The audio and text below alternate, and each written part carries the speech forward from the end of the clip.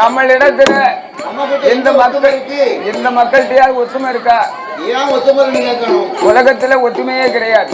நம்ம சாதியாலும் மதத்தாலும் சரிதான், மொழியாலும் ஆமா அரசியல் ரீதியாகவும் சரிதான் நம்ம அப்படியே பிரிக்கப்பட்டு கிடக்கும். அப்படியா? நம்மகிட்ட ஒற்றுமை கிடையாது. இல்ல இல்ல, மனிதரால் உருவாக்கப்பட்டது இது. அதாவது என்ன ஒற்றுமை என்பது நம்ம 6 பேருக்குள்ளே இல்லாத போது உலக மக்களை நாம சொல்ல முடியாது. முடியாது. ஒருவர் வாழ்வதை பார்த்து ஒருவர் பொறாமைப்பட்டுக் கொண்டே இருக்கின்றோம். ஒருவர் வாழ்வதை பார்த்து ஒருவர் ஆனந்தப்படுகிற நாள் என்னைக்கு வருகிறதோ அன்னைக்குத்தான் நாட்டிலே ஒற்றுமை வரும். என்னைக்காவது நம்ம பொறாமப்படாம ஒற்றுமையா இருப்போமா? அது என்னைக்குமே ஒற்றுமைப்படுத்த முடியாது. அப்ப இந்த ஆண்டவன் பூலோகத்திலே மரம் செடி கொடி பயிர் புல் பூண்டு இலை தாவரங்களோடு ஆடு மாடு கழுகாடையும் படைத்து ஆமையா யானை முதல் என்ன அவனுக்கு 84 லட்சம் கோடி ஜீவராசிகளை படைத்து படைத்ததோர் உலகத்திலே என்னையா ஆண்டவன் எல்லா மிருகங்களுக்குமே 5 அறிவை தான் கொடுத்தார். ஆனா மனிதராகப்பட்ட நாமளுக்கு மட்டும்தான் 6 அறிவை கொடுத்தார். அவனுக்கு எக்ஸ்ட்ரா ஒரு அறிவு. அது 6வது அறிவு, எக்ஸ்ட்ரா ஒரு அறிவு ஏன் தெரியுமா? அது எங்க இருக்கு தெரியுமா? நமக்கெல்லாம் பகுத்தறிவை கொடுத்திருக்கிறார் ஆண்டவன். அவன் நான் நினைச்சேன் 5 அறிவுல ஓடுது, ஒரு அறிவு குற்றாலத்துல ஓடுது. இதுதான் அறிவு பார்த்தேன். அப்படியா? 6வது அறிவு இருந்தாயா நான் இப்படி இருக்கேன், இப்படி எல்லாம் இருப்பேன். ஒரு அறிவு குறைய போய்தான் கொஞ்சம் மெலிஞ்சிருக்கேன். அதுதான் அதுக்கு அது பஞ்சம் இல்லாத உடம்பு. நம்ம தண்ணியை குடிச்சாலும் தவளை மாதிரி கிடக்கும். சரி, நம்ம வயிறு குறைதான் வரு. அப்ப இந்த ஆண்டவன் மனிதராகப்பட்ட நாமளுக்கு மட்டும் 6 அறிவை கொடுத்து 6வது அறிவு பகுத்தறிவை ஆண்டவன் ஏன் கொடுத்தார்? எதற்காக? பகுத்தறிவை எதை கொடுத்தார் தெரியுமா? எதற்கு? மனிதனுக்கு 6 அறிவு எது கொடுத்தார்? எதற்காக? அதாவது நல்ல ஞாயிற்றுக்கிழமை அன்னைக்கு சரி நல்ல 2 கிலோ ஆட்டுக்கறி எடுத்து சரி நல்ல சூப்பரா குழம்பு வச்சு சோத்த பொங்கி ரசம் வச்சு ரசத்தை நீர் பொங்கி கணவன் மனைவி பிள்ளை மகன் மருமகள் மகள் மருமகன் பேரம் பேத்தி எல்லாரும் ஒரு வீட்டுக்குள்ள மொத்தமா இலைய போட்டு அந்த ஆக்கிற சோத்தையும் கறியும் வருமாறி ஒரே ரவுண்டா மொத்தமா உட்காந்து சாப்பிடலாம் குடும்பத்தோட. சாப்பிட்டு முடிச்சு நைட்டு தூங்கி எந்திரிச்சு காலையில இந்த காலை கடன் சொல்லுவாங்க பார்த்தீங்கன்னா, காலை கடன். அந்த காலை கடன் கழிக்க போகும்போது தனித்தனியா போகணும். சாப்பிடும் போது எல்லாம் மொத்தமா உட்காந்து சாப்பிடலாம். காலை கடன் கழிக்க போகும்போது மட்டும் அவன் தனித்தனியா போகணும். அதுக்குதான் ஆண்டவன் நமக்கு 6 அறிவு கொடுத்தார். இப்படி சொன்னது உங்களுக்கு புரியும். அதுக்குதான் 6 அறிவு. அவர் சொல்லுவது ஒரு விதத்துல நியாயம்தான். இப்ப ஆடு மாடுகள் எடுத்துக்கிட்டா அதே இடத்துல சாப்பிடும், அதே இடத்துல சாணத்தை போடும். அதுக்கு 5 அறிவு. அதுக்கு 5 அறிவு தான். அள்ளி போட்டு எடுத்து திங்கும், அப்படியே சாணத்தை அதுக்கு மேல போட்டுரும். அதுக்கு விவரம் தெரியாது. ஆனா மனிதனுக்கு 6வது அறிவு பகுத்தறிவை கொடுத்து அம்மாவிடத்துல எப்படி பேசணும், அப்பாவிடத்துல எப்படி பேசணும், பெற்ற பிள்ளைகளிடத்துல எப்படி பேசணும், மதனி கிட்ட எப்படி பேசணும், குழந்தையா கிட்ட எப்படி பேசணும், தம்பி இருக்கும்போது தம்பி கொண்டாட்டிட்டு எப்படி பேசணும், சரி தம்பி ரேசா வெளியே போனோம்னா தம்பி கொண்டாட்டி எப்படி பேசணும், சரிதானே? அப்படி விவரம் தெரிஞ்சு பேசத்தான் அதுதான் நமக்கு ஆண்டவன் 6 அறிவு. யாரிடத்துல எப்படி பேசணும் அப்படிங்கறது தெரிந்து கொள்வதற்கு பகுத்தறிவை ஆண்டவன் கொடுத்தார். அது மட்டும் இப்படி 6 அறிவையும் கொடுத்து ஆண்டவனாகிய பகவானை நாமல் கை தொழுது வணங்குவதற்காகவும் கடவுளாகப்பட்டவர் நாமலை இந்த பூமியிலே உண்டு பண்ணி இரவென்றும் பகல் என்றும் ஆண்டவன் 2 நாளிகை உண்டு பண்ணினார். எல்லாம் நாமளுக்கு ஓய்வில்லாத உழைப்பை கொடுத்தார். இரவு எல்லாமே நாமல் வேலை பார்த்ததற்காக ஓய்வெடுக்கக்கூடிய நித்திரை உறக்கத்தை படைத்து இறைவனாகிய சிவபெருமான் இந்த உலகத்தை இப்படி படைத்தால் மட்டும் போராது, என்ன செய்ய வேண்டும்? படைத்த மக்களை பட்டினி இல்லாமல் படியிறக்க வேண்டும் என்று ஆண்டவன் எப்படி படியிறந்து வருகின்றார்? எப்படி ஐயா? நாளை நல்ல தீனை எடுத்து நல்ல தீனை எடுத்து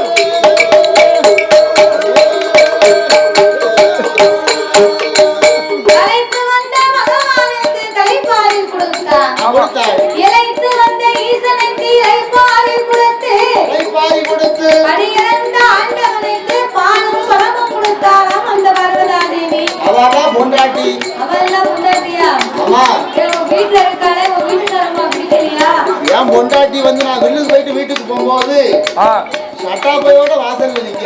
எதுக்கோ சட்டாப்பையோட அந்த அம்மா ஏன் நிக்கன்னா எதுக்கு ஆச்சிக்கிட்ட நீ வில்லு பாட்டு படிச்சு ரூபாயை கொண்டு போய் கொடுத்தேன்னு வையே. கை நிறைய கொடுத்தோம்னா கை நிறைய கொடுத்தா அவ கையில வச்சுக்கிட்ட சட்டாப்பையால 2 தோசையை சுட்டு தட்டுல போட்டு கொடுப்பா. ஆமா பல்ல இடிச்சுக்கிட்டு ரூபாய் வாங்கி கையில வச்சுக்கிட்டு தோசை சுட்டு கொடுப்பா. ரூபா மட்டும் கொடுக்கணும் வச்சுக்கோங்க. பல்ல இடிச்சுக்கிட்டு வாங்குவா.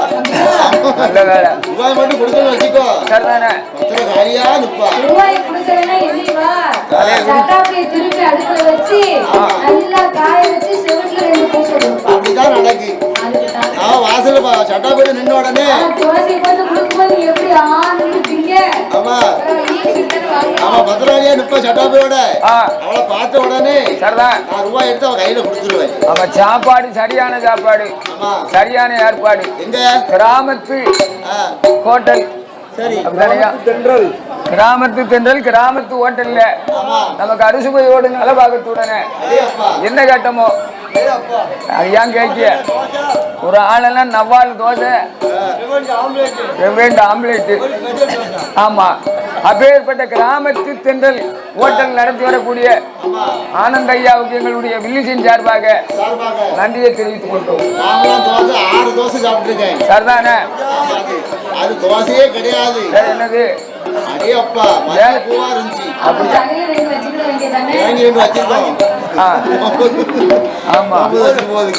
சப்பாத்தி சாப்பிட்டேன். அது சப்பாத்தியே கிடையாது, ரொம்ப நைஸா இருந்துச்சு. நைஸ் சப்பாத்தி. விவரம் தெரியாம போச்சு. சென்ட்ரல் ஹோட்டல்ல சாப்பாடு மட்டும் சொல்லி முன்னாடியே தெரிஞ்சிருச்சுன்னா என்ன பொண்டாட்டி அப்படியே 4-5 தம்பிமார்கள் இருக்காங்களா? விரும்பி சாப்பிடாது. விரும்பி சாப்பிடுவா. சரிதானே? தெரியாம போச்சு. சரியான சாப்பாடு, சரியான ஏற்பாடு.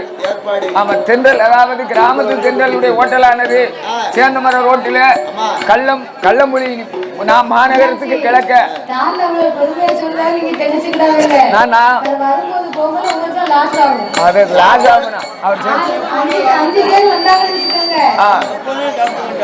அதாவது சாப்பாடு சரி அவர் குணமும் அதுக்கு மேல. ஆமா தங்க குணம் அவர் சொல்லியிருக்காரு.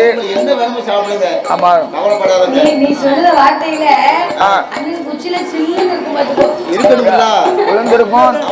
அவர் வயிறார எங்களுக்கு சாப்பாடு போட்டாரு. நாங்க மனசார வாழ்க்கை. நான் தினம் சேர்ந்த மரத்துக்கு போவேன். போகும்போதெல்லாம் கடைக்கு போயிட்டு போவேன். ஆமா தினம் போவேன், தினம் கடைக்கு போயிட்டு போவேன். ஒரு மலையே மாட்டாரு சாப்பாடு போட.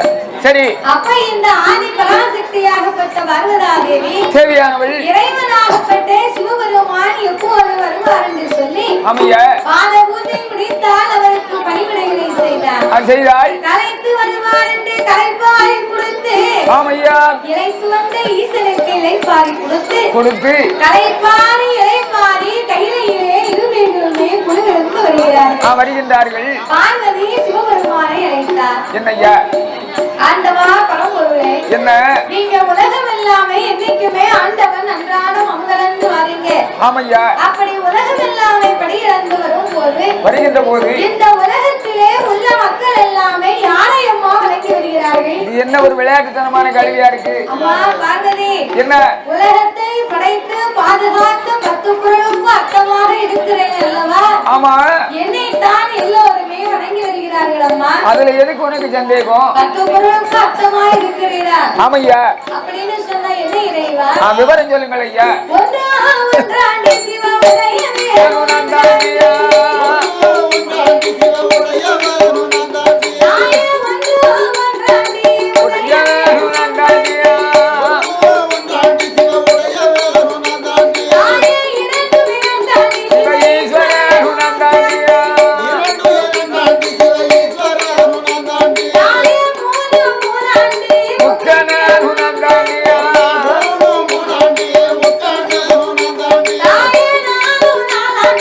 வேதங்கள்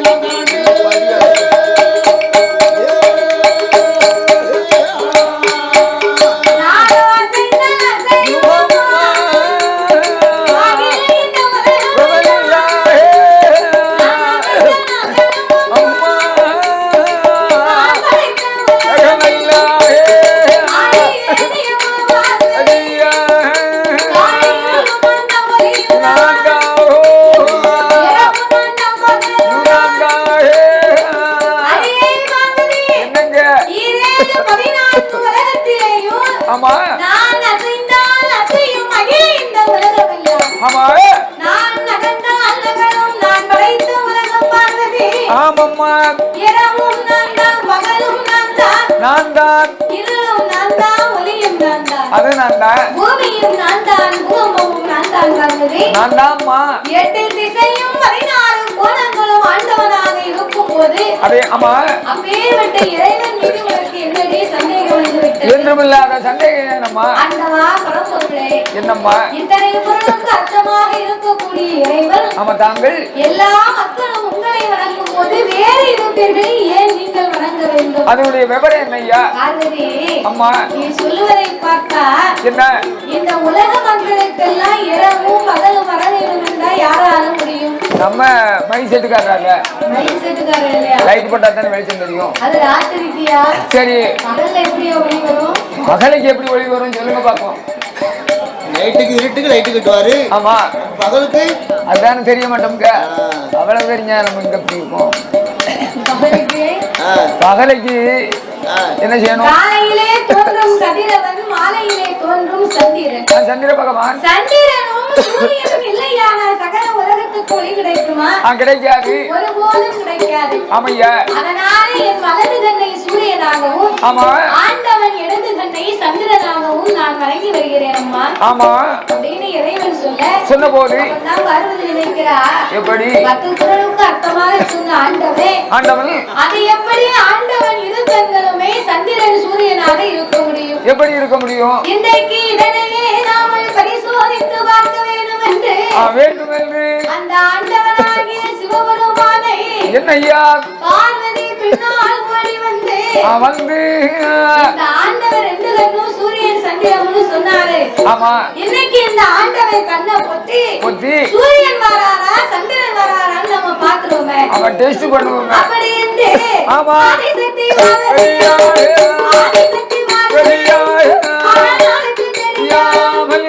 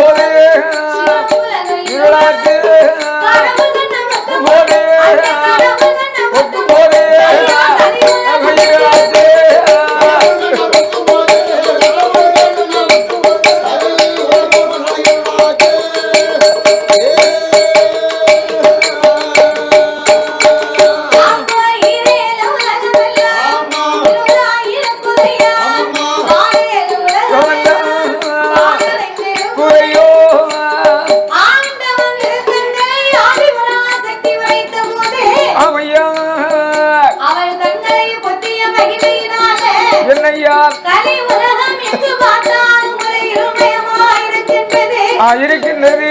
உலகமே இருட்டாயிருந்தா மக்களெல்லாம் சுத்தமுகம் தெரியாமலே திகைத்து வாடுகிறார்கள். அசையும் பொருள் அத்தனையும் அப்படி அசையாமல் இருக்கு. அப்ப ஆண்டவன் பார்த்தார், என்ன செய்கிறார்? இந்த உலகமே இப்படி இருளாக்கிட்டாலே இந்த பார்வதி உங்களுக்கு இவ்வளவோ எடுத்து சொன்னா நம்ம மேலே இருக்க நம்பிக்கையே வரல. அதானே நமக்கு இருக்கக்கூடிய 2 கண்கள் தானே இந்த பார்வதிக்கு தெரியும். அதைத்தானே இவளால மறைக்க முடிந்தது. அதானே சிவபெருமானுக்கு ஞானக்கண் 3வது நெற்றிக்கண் உண்டு. இன்றைக்கு இதனையே திறந்து நெற்றிக்கண்ணை திறந்து நாங்கள் நீண்ட ஒளி கொடுக்க வேண்டும் என்று அந்த இறைவனாகிய சிவபெருமான் என்ன செய்கிறார்? ஆதிசக்தி முன்னாலே ஆண்டவர் சிவபெருமான்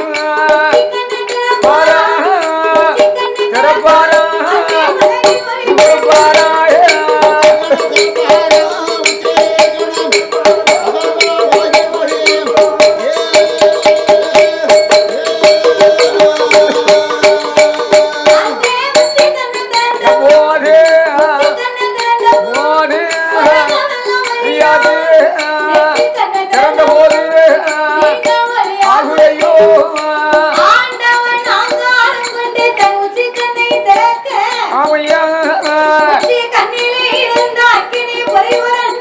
பறந்து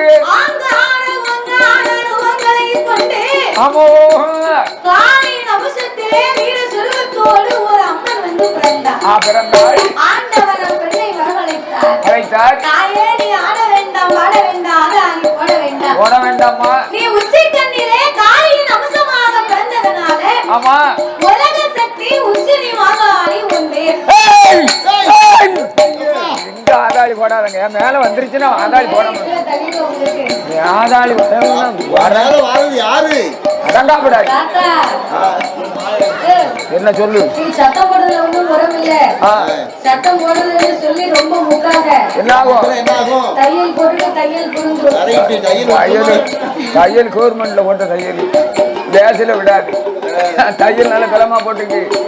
அதனால என் கிட்ட ரேஜா அம்மா வருவா.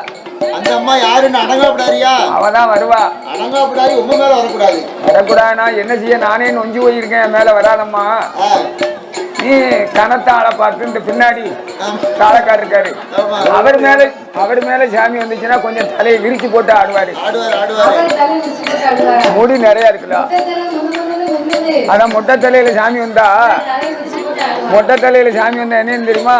ஒரு முக்கில ஓரம் பண்ணிட்டு அப்படித்தான் குளிக்கணும். முடி என்ன மாதிரி இருந்தா தான் இப்படி சுத்தி வளைச்சு போட்டு இப்படி ஒரு ஆட்டம் ஆடினா தான் அந்த அம்மா வந்த மாதிரி இருக்கும். சரிதான். இல்லைன்னா நாளை அரிசியை போட்டு தோசை கரையும், அதை அடி சுடும். அப்படி இருப்பதுனால அந்த அம்மாவை சொன்ன வரமாட்டோம்க்கா.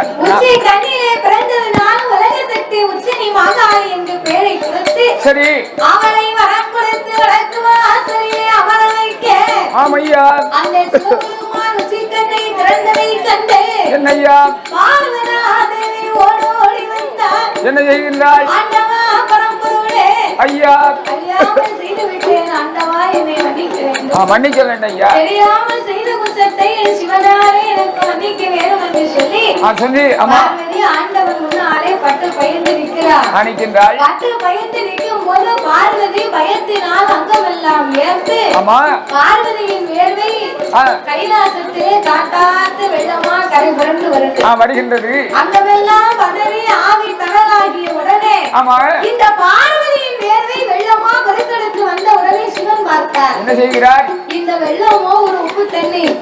இது பூமிக்கு போனா உலகத்துக்கு அழிவு வந்து சேரும். ஆகையினாலே என்னையா 1008 சடாமுடியிலே ஓர் முடியை உழைத்து அதையே பார்வதியின் அங்கமெல்லாம் துவட்டி சிவபெருமான் ஒரு பொன்னை கட்டாகவே கட்டினார். அதிலே இருந்து ஒரு 10 சொட்டு வேர்வை பூமியிலே விழ அந்த 10 சொட்டு வேர்வையவும் 10 கடலாகவே படைத்து ஆண்டவன் தத்துவமாகவே பெருநாமத்தை கொடுத்தார். எப்படி ஐயா? சாமி ஒன்று சமாதி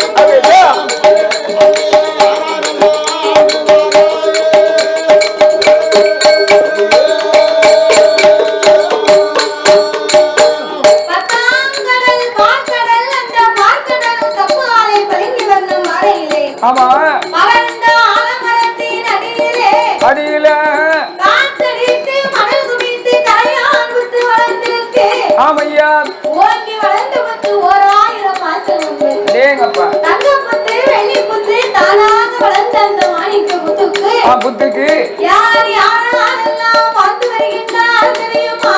யார் யாரெல்லாம் சாமி நகருங்க வந்தேனக்கு, கண்ணீராக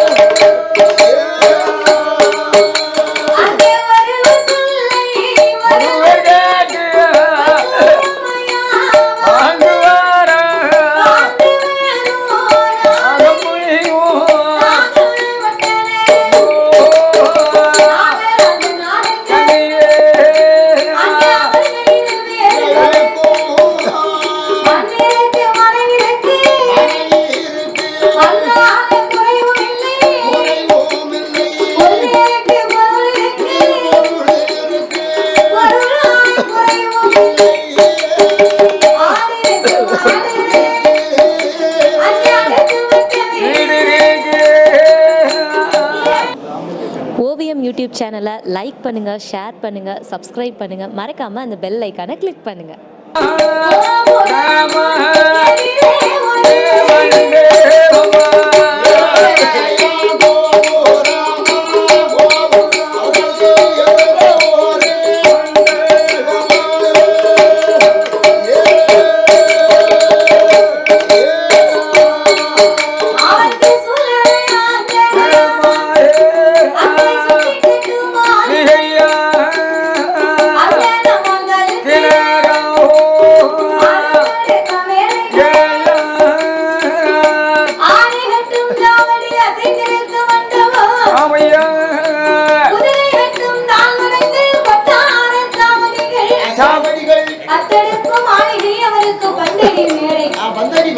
ஒரு மனிதனுடைய வாழ்க்கையிலே என்னென்ன செல்வங்கள் வேண்டுமோ நாகலோக வட்டணத்தை ஆண்டு வரும் நாகராஜனுக்கும் நாகப்பெண்ணுக்கும் அத்தனை செல்வங்களுமே நிறைந்திருக்கின்றன. நாகம் என்று சொன்னா தலை மனித தலை, உடம்பெல்லாம் நாக வடிவம். அப்ப இப்படி தெய்வ அம்சமாகவே வாழ்ந்து வரக்கூடிய இருவேர்களுக்கும் எல்லா செல்வங்கள் எல்லாம் நிறைந்திருந்த போது இருவேர்களுக்கும் ஏண்டும் குழந்தை ஒன்று கிடையாது. அதாவது 16 செல்வம் இருந்தாலும் அந்த 16 செல்வத்திலேயும் வாய் திறந்து நாமளை அம்மா அப்பா வந்து அழைக்கக்கூடிய ஒரே செல்வம் அந்த பிள்ளை செல்வம். மண்ணு மழை இருந்தா அந்த மண்ணு வந்து நம்மள அம்மா அப்பா கூப்பிடுமா? ஐயா கூப்பிடாது. பிறகு நிறைய பணம் கட்டுக்கட்டா இருந்தாலும் பணம் நம்மள அம்மா அப்பா கூப்பிடுமா? கழுத்துல போட்டுக்கவே தங்க ஆபரணம் 50 பவுன் கழுத்துல அள்ளி போட்டாலும் அந்த 50 பவுன் வந்து நம்மள அம்மா அப்பா கூப்பிடுமா? கூப்பிடாது. அன்புக்கு ஈடு எதுவுமே கிடையாது. அப்போ நாம அன்போடு ஆசையோடு அம்மா அப்பா என்று அழைக்கணுமானா செல்வத்திலே சிறந்த செல்வமே பிள்ளை செல்வம் தான். 35 வருஷத்துக்கு முன்னாடி என்ன நான் கல்யாணம் பண்ணி தாலி கட்டினோன்னு என்னாச்சு? எங்க பாட்டி காலையில போய் விழுந்தேன். ஆசீர்வாதம் வாங்க. சரி, எங்க பாட்டி சொன்னா என்னோடா பேராண்டி நீ 16 பெற்று சரி பெருவாழ்வு வாழணும் அப்படின்னா நீர் என்ன செய்யரு? நான் விவரம் தெரியாம 16 பிள்ளைய பெற்று வளர்க்க முடியாம கட்டி கொடுக்க முடியாம சீரழிச்சு கிடக்கு. உங்க ஆட்சி சொன்ன வார்த்தையில வந்து வித்தியாசம் இருக்கு. வித்தியாசம் இருக்கோ? ஆமா. 16 பிள்ளைய தான் பெற்க சொன்னான்னு 16 பிள்ளைய பெற்று சரிதான் சட்டையும் இல்லாம டவுசரும் இல்லாம சேரையும் இல்லாம பாவடையும் இல்லாம பிள்ளை அடையுது. அவ 16 செல்வத்தை பெற்று வாழும் சொன்ன. அதாவது அன்பு, வீரம், கல்வி, தனம், தானியம், வீடு, நன்மக்கள், ஆமா, செல்வங்கள், இப்பேற்பட்ட 16 செல்வங்கள். 16 வகை செல்வத்துல வாய் திறந்து பேசக்கூடிய செல்வம் தான் பிள்ளை செல்வம். அதேதான் தாத்தா, 14 செல்வத்திலையும் ஒரு செல்வம் தான் பிள்ளை செல்வம். நீ பெற்றதே 14 பெற்று அவன் பாட்டி சொல்லிட்டா அப்படின்னு விடக்கூடாது அப்படின்னு 16 பிள்ளை பத்து சொல்லிட்டு பதம் குலைச்சிட்டு கிடையாது. அப்போ எல்லா செல்வங்களும் நிறைந்திருந்தும் இளமையர்களுக்கும் ஏந்தும் குழந்தை ஒன்று கிடையாது. கிடையாது. ஏந்தும் குழந்தை இல்லாத அந்த நாகராஜனும் நாகக்கண்ணியும் என்ன செய்கின்றார்? 12 வருடமாக குழந்தை இல்லை என்று ஆமையா அந்த நாகக்கண்ணி பெண்குடியா என்ன செய்கின்றார்?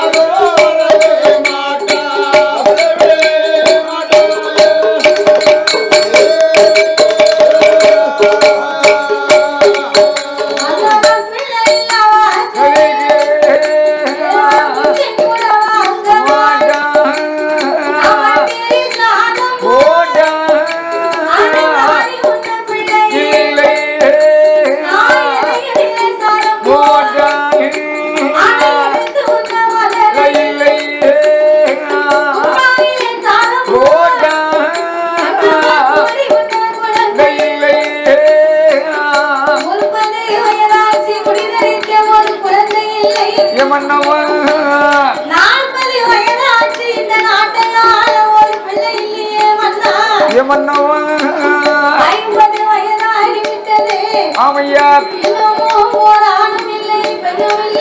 இல்லையா வாங்க மாட்டார்கள்.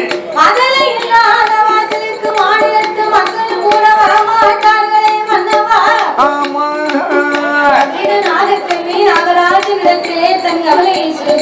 சொல்லுகின்றாள். பெண்ணா பிறந்து அழைச்சாம செய்வா. ஆமா முடிஞ்சு 1 வருஷமோ 2 வருஷமோ சரி 2 வருஷத்துக்குள்ள ஆணோ பெண்ணோ பெற்று எடுத்துக்கணும். அதானே கேட்டேன். ஆணோ பொண்ணோ பெற்று எடுக்கலன்னா என்ன சொல்லுவாங்க? கட்டிய மணி கண்ணீரை வடிப்பா.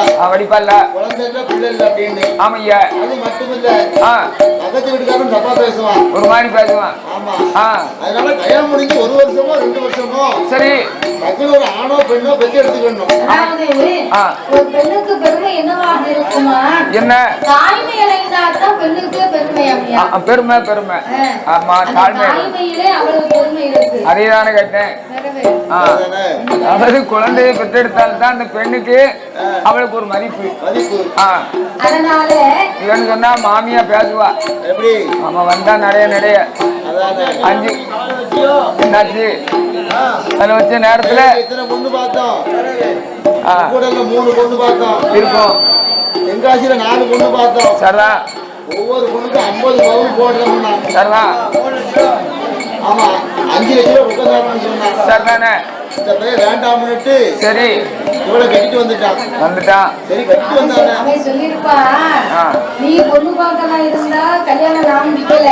சரி நீங்களே பொண்ணு பார்த்து நீங்களே கல்யாணம் பண்ணிக்கோங்க. அதானே கேட்டேன். நான் எந்த பொண்ணை விரும்புகிறதோ அந்த பொண்ணு தான் எனக்கு வேணும் அப்படின்பா அப்படின்னு சொல்லுவான். நான் விரும்புற பொண்ணு நீ கல்யாணம் பண்ணி வைக்கலே சரி நான் இப்பவே நாட்டுக்கு இருக்கேன் அப்படின்பா. ஏடா அங்கரு ஊரு உலகமெல்லாம் செஞ்சு போட்டுக்கண்ட உன் கல்யாணத்தெல்லாம் வசூல் பண்ணணும்னு வச்சிருக்கேன். நீ கூட்டிட்டு வந்துருங்க. உன் கல்யாணத்தை வச்சுதான் செஞ்ச மொய்ய பூரா வாங்கணும்னு நினைச்சுக்கிட்டு இருக்கேன். நீ மட்டும் கல்யாணம் முடிக்காம எவ்வளவு கூட்டிட்டு வந்துட்டு வச்சுக்கோ. நான் செஞ்சு போட்ட மொய் பூரா அம்மா போயிடும். நாமளாம் கல்யாண வீட்டுக்கு போவேன். என்னய்யா என்ன சொல்லுகிறாய்?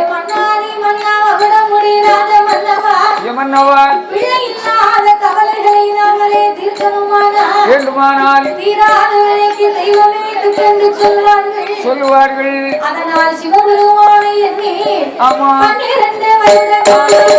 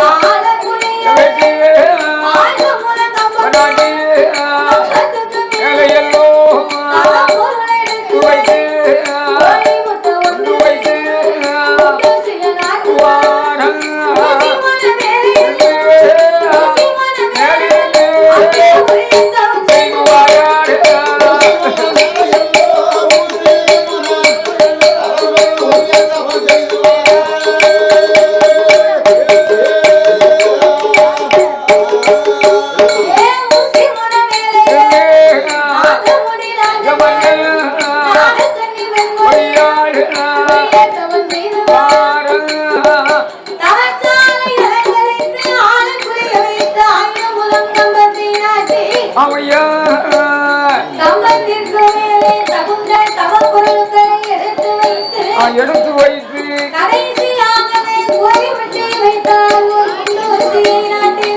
ஆமையா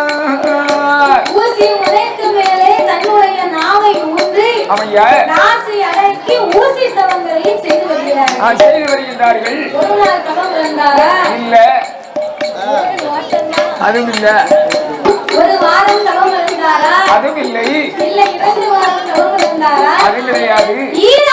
12 வருடங்களாகவே இறைவனை எண்ணி தவம் இருந்து வருகின்றார்கள். 12 வருடம் தவம் இருந்த போதும் என்னையா பகவான் சிவன் வரவே இல்லை. இல்லையே. அரகரா சிவ சிவா அண்ணாமலை நாதா ஏனாதா அண்ணாமலை பாதகா ஆமையா அனாதி ரச்சகாய நாவத்துக்கு உடையோனே ஈசா இறைவா வென்று ஆயல்வே இறைவனின் நாமங்களை உச்சரித்து ஆமையா அவர் எப்படி அழகு மறந்து சென்றார். எப்படி ஐயா ஆண்டவனே பகவானே சம்போதங்கரா ஆண்டவனே பகவானே சம்போதங்கரா சம்போதங்கரா அடியாசையும் தவத்தை பாரு சம்போதங்கரா அடியாசையும் தவத்தை பாரு சம்போதங்கரா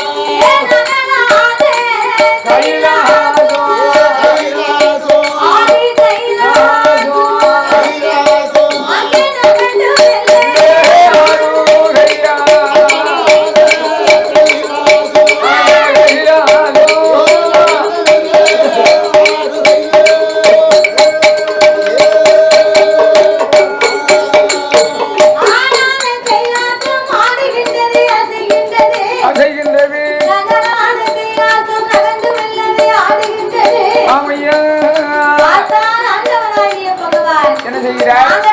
நாகக்கண்ணினுடைய தவங்களை கண்டார். கண்டம் காணாதவரை போலவே கலி உலகத்துக்கு படியிழந்த பயணமாக பார்வதி இறைவனை அழைத்து என்ன சொல்லுகிறார்? என்னைக்கும் நீங்க படியிழக்க போனா நான் பார்வதி முத்தையிலே அமர்ந்து இருக்கிறேன். அதனால இன்னைக்கு உம்மோடு வந்து உங்களோட படியிழப்பை நான் பார்வதியை பார்க்கிறேன். என்ன என்றும் சொல்லாத என்னை சொல்லுவீர்கள்? கடவுள் ஆழ்வழி இழப்பை இந்த கண்ணன் தங்கையை பார்க்க வேண்டும் என்று சொன்ன போது அம்மா பார்வதி உலகத்திற்கு ஒன்று அழைத்து போவதிலே குற்றமில்லை. என்ன கூட்டிட்டு போங்க. உலகத்தையும் ஒரு விதமாக படைத்தேன், உலக மக்களை நான் பலவிதமாக படைத்திருக்கிறேன் அம்மா. அம்மா ஊன் குருடு செவிடு பேடு நொண்டி மூக்கடை. ஆமையா. குழந்தை உள்ளவர் குழந்தை இல்லாதவர்கள் ஏழை மனம் கொண்டவர்கள். ஆமா. அதனால பார்வதி நீ பெண்ணா பிறந்தவள் என்னோடு வந்தையானா அவர்களுக்கு என்ன ஆச்சு? இவங்களுக்கு என்ன ஆச்சு? அம்மா ஏன் இப்படி இருக்காங்க? வாய் சும்மா இருக்க மாட்டேன். அவன் இருக்க மாட்டோமா? அதனால நீ கைலாசத்திலே ஆண்டவன் நான் சொல்லி திரும்பி வரேன். நான் என்று போய் வருகிறேன். கண்டிப்பா உங்க கூட வரும்போது உங்களுக்கு எந்த விதமாகப்பட்ட கவலையும் நான் தர மாட்டேன். உங்களுக்கு எந்த இடமும் வராது. வாயவே திறக்க மாட்டேன். நான் எந்த வார்த்தையுமே பேச மாட்டேன். அந்த அவன் இங்க வச்சு மூடின வாயை நான் கைலாசத்துல வந்துதான் வாயை திறப்பையா. ஆமா. அப்படின்னு சொன்னா பார்வதி நீ எனக்கு ஒரு சத்தியம் செஞ்சு கொடுக்கணும். ஒரு சத்தியம் என்ன? எத்தனை சத்தியம் பண்ணணும்? கலியாண்டு முடிக்கும் வரைக்கும் வாயை திறக்க மாட்டேன், மறு வார்த்தை பேச மாட்டேன் என்று சரி உங்க அண்ணன் இருக்காரு கோபால கண்ணே. ஆமா கண்ணே. அந்த கண்ணன் மீது ஆணையிட்டு கொடுத்தா என் கூட நீ படி இறக்க வரலாம். இவ்வளவுதானோ? அப்பலே சொன்ன கைலாசம் வந்திருக்கலாமே. பார்வதி ஆண்டவன் சொன்ன வார்த்தைக்கு இணங்க எங்க அண்ணன் கோபால கண்ணே சத்தியமா முடிக்க வரைக்கும் வாயை திறக்க மாட்டேன், மறுவார்த்தை பேச மாட்டேன் ஐயா என்ற ஆணையிட்டு கொடுத்து வாங்கூட்டு சட்டங்களை வாங்கி ஆமையா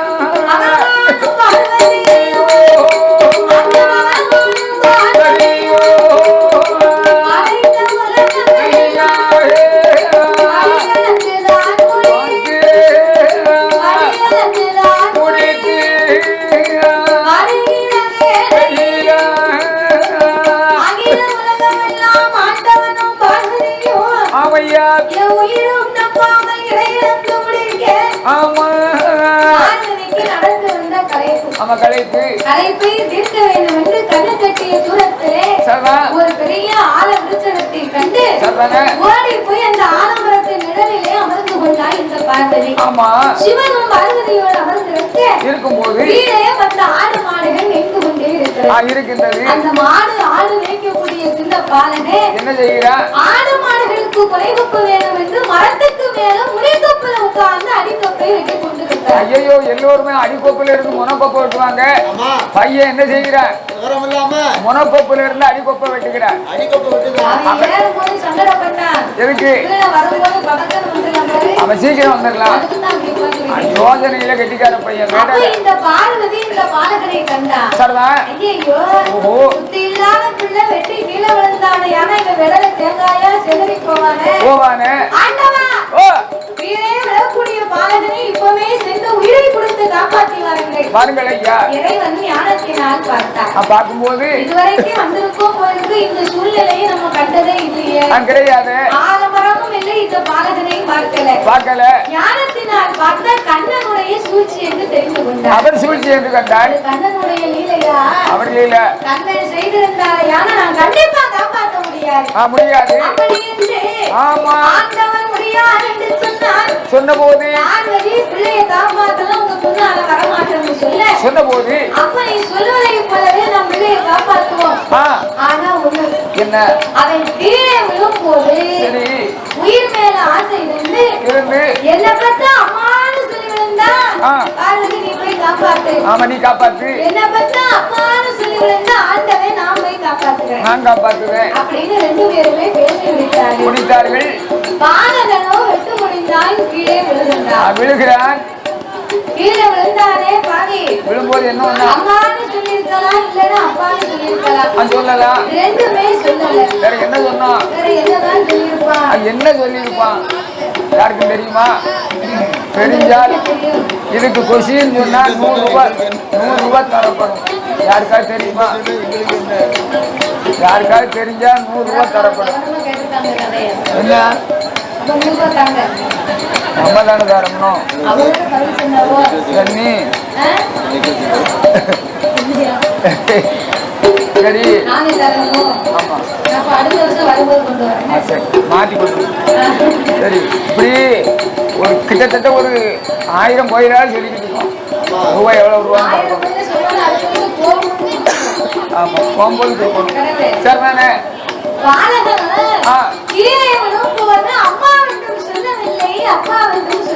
ஆமா